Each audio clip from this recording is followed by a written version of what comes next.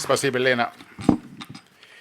And thank you both to Gerhard Wahlers and to Jack Hanning for their talks. And they both, in different ways, Jack with Madame Lalumière as part of his talk, underscored what the school is about. And that is, the school has been, for nearly as long as the Berlin Wall has fallen, only 2 or 3 years after when it was formed, has been for the practice of democracy and for the development of civil society. And people here, many of the people here have followed the school for many years, both in the former Soviet Union, especially in Russia, and abroad. And people like Michael Solman from Sweden, Marcia Levy from London, both on the board of the school, Pilar Bonet, long time friend of the school from Spain, and others who are here, have been drawn into the school because of shared values and because of a realization that what it was doing was and is and will be important. And as Herr Wahlers underscored, and as Jack also mentioned, this is a difficult time for politics, and therefore is a difficult time for the school. The freedoms that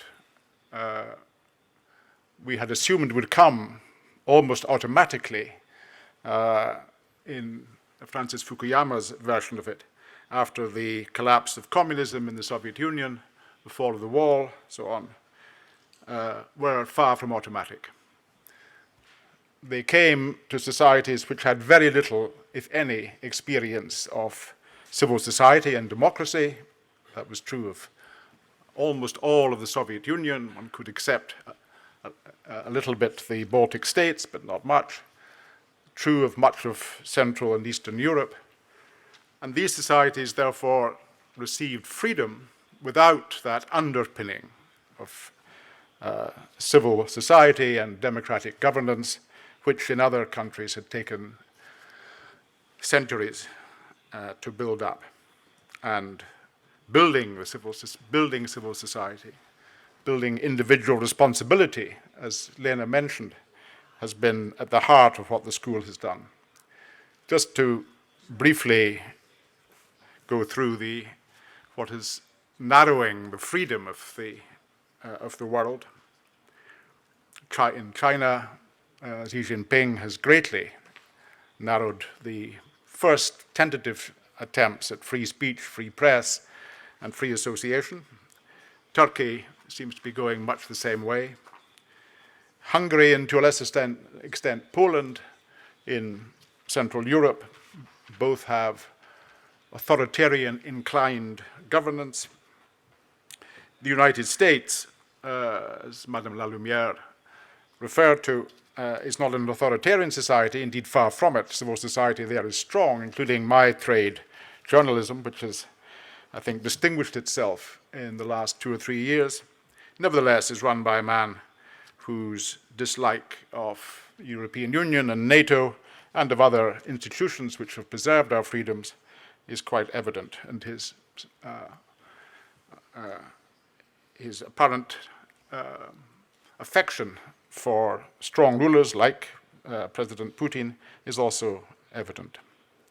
So the school is a center for the development and the discussion of civil society, and we've seen civil society in the last few months especially erupt in many places. In Hong Kong, where the vote a few days ago showed, for relatively unimportant, it seemed, institutions of local power, nevertheless showed that the population as a whole, even given the violence of some of those who were agitating for freedom, even given that, they supported the freedom that these people had been after, and have left China with the problem of what to do with a country or a state within a country which still clings to the freedoms it has and had.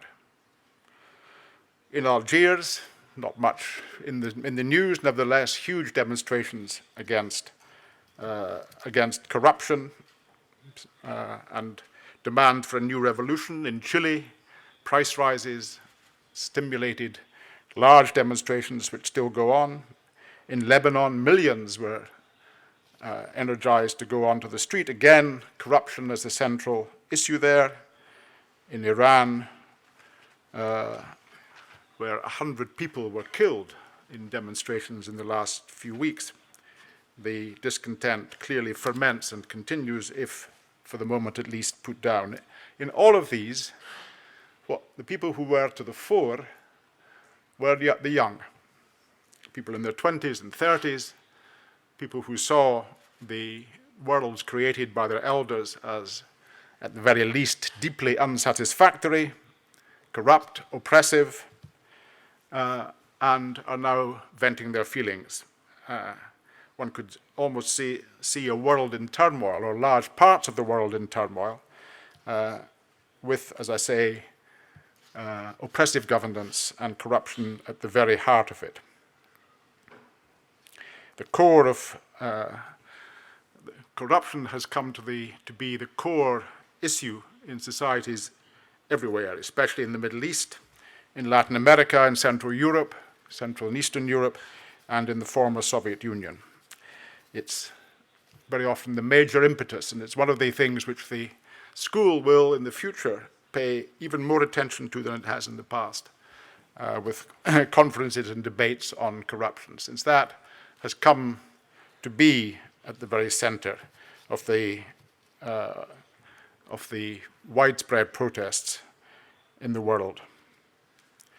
The European Union, Jacques mentioned, is, and as Madame Lamelumière said in the missive she sent to us, has been and remains perhaps the central area where the philosophy and the practice of democracy has grown and spread in many parts of the world, but now the Union itself is in a weakened state, battered by forces which threaten its very existence, as President Macron of France said in his interview with The Economist a couple of weeks ago.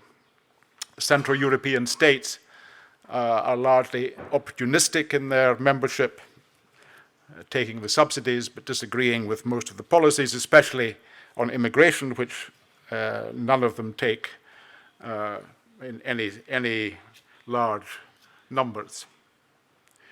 In my own country, Brexit shows a deep and widespread recoil from the European Union, a popular one, which has taken 3 years to get to the stage where it still isn't completed, but looks as though it may be in the near future. The growth of Eurosceptic feeling is not confined to Britain. It's very evident in Italy, where a Eurosceptic coalition came to an end in August, but the power, the force behind it remains probably the most popular political force in Italy, and may return if the present coalition, which is pro-European Union, does not shape up and show itself capable of governing the country, a country whose election it dare not face in case it again votes for the anti-EU forces, which are still strong. In France, Madame Le Pen's Rassemblement National remains popular.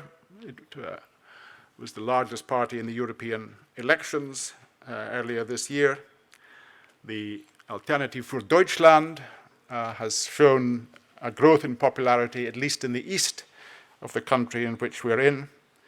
And we see everywhere a continued fragmentation of politics, of the large parties, of center-right and center-left, which have governed the countries of Western Europe and indeed of North America for the post-war period. and are now in a weakened state, in some countries, an extremely weakened state, where, for example, in France, the Socialist Party, major governing party, now receives something like 6%.